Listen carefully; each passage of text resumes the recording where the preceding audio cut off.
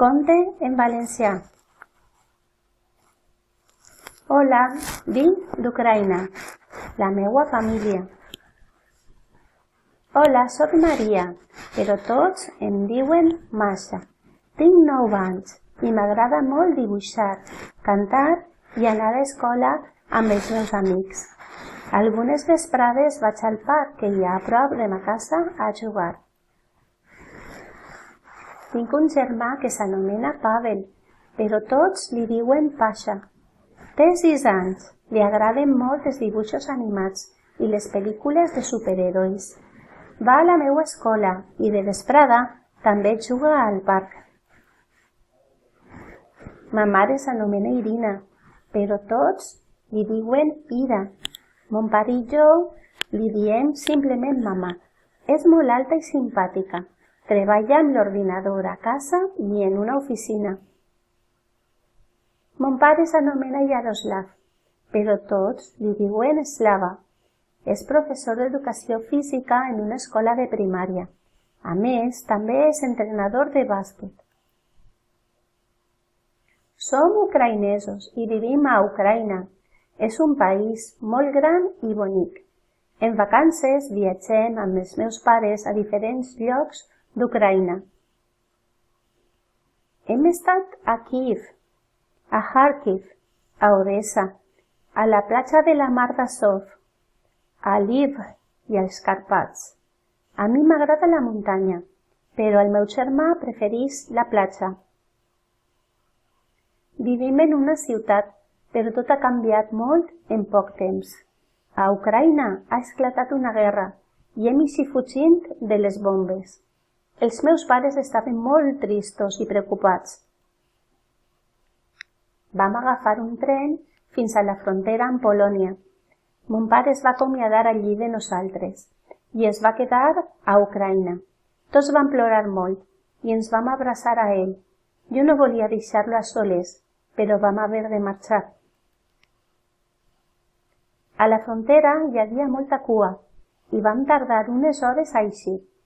Ens van donar menjar de calent i unes mantes. Portàvem només 2 maletes.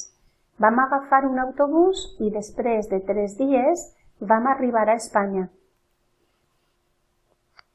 Estem en una ciutat amb platja, però encara no en sé el nom. Ens han instal·lat en un alberg on hi ha més famílies ucraïneses. Dormim tots en unes habitacions amb lliteres. Les xiquetes i els xiquets juguem tots junts i els adults parlen entre ells i sempre miren el mòbil. Algunes vegades els veig plorar. Jo també estic trista. Hi ha gent a l'alberg que no parla ucraïnès. Ma mare diu que són espanyols i que estan aquí per ajudar-nos. Són simpàtics i afectuosos, encara que no els entenc quan parlen.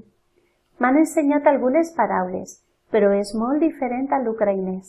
A més, escriuen amb un altre alfabet i em costa una mica llegir-lo.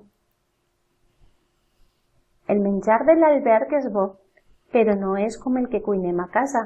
A la nit somie que estem tota la família menjant a casa dels iaios.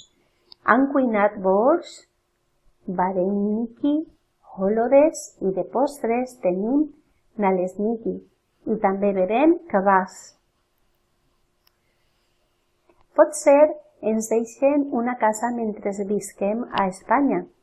Aquesta casa seria per a ma mare, per al mon germà i per a mi. El pare i els iaios segueixen a Ucraïna. Parlem tots els dies per telèfon. Els trobem molt a faltar. Al meu germà i a mi ens han matriculat a la mateixa escola. No vull separar-me d'ell i Pasha tampoc. Tots volen ser els nostres amics i jugar amb nosaltres. Cada dia que passa entenc una mica més el que em diuen. Continuo aprenent noves paraules i ja sé dir alguna frase. Desitge que tot això acabi prompte i tornar a Ucraïna, tornar a la nostra casa, veure els nostres familiars i amics, anar al col·legi amb els meus companys i professors, jugar al parc que hi ha a prop de casa i passejar per la meua ciutat, però sobretot el que més desitge és tornar a abraçar a mon pare